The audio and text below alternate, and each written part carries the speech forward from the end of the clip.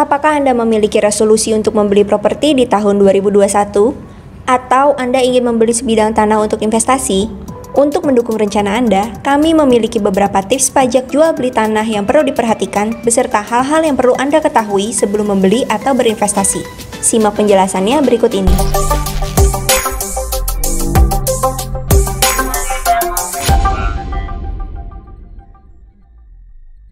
Sebelum Anda memutuskan membeli tanah, Anda harus mengetahui bahwa terdapat biaya lain selain pembayaran atas tanah tersebut.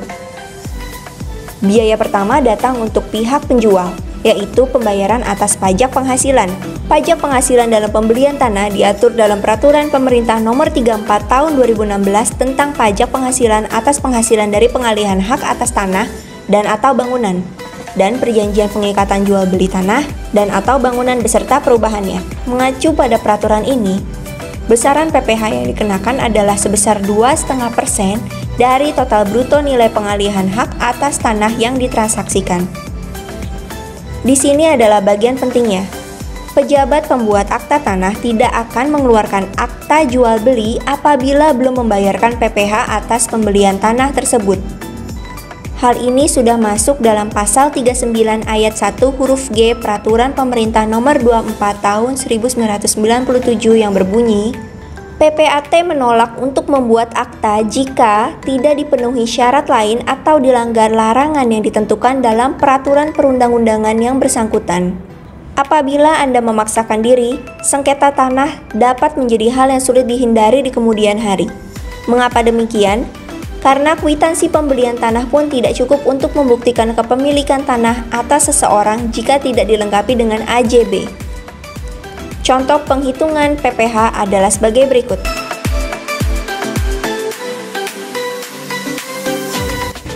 Kewajiban kedua yang akan kita bahas adalah BPHTP atau Bea Perolehan Hak Atas Tanah dan Bangunan.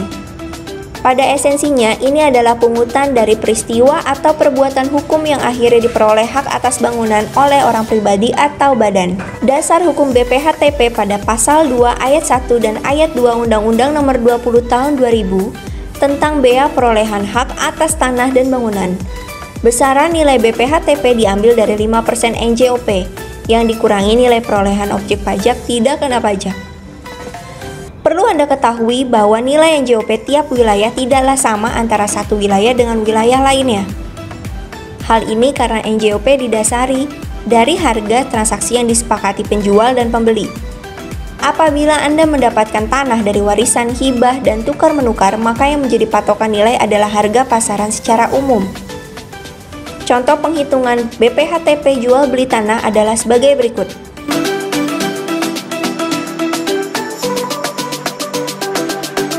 Yang terakhir adalah PPN atau pajak pertambahan nilai. Pajak ini biasanya sudah dimasukkan dalam harga jual. Pajak pertambahan nilai atau PPN adalah pajak terakhir yang mungkin dikenakan. Mengapa mungkin? Karena tidak semua jual beli tanah dikenakan PPN. Pajak ini dikenakan kepada pembeli apabila tanah tersebut merupakan aktiva.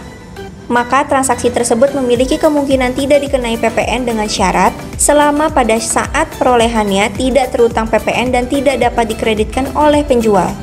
Tapi apabila tanah tersebut merupakan persediaan dan pihak penjual merupakan pengusaha kena pajak, maka akan dikenakan PPN. PPN memiliki tarif 10% dari harga jual. Penghitungannya adalah sebagai berikut.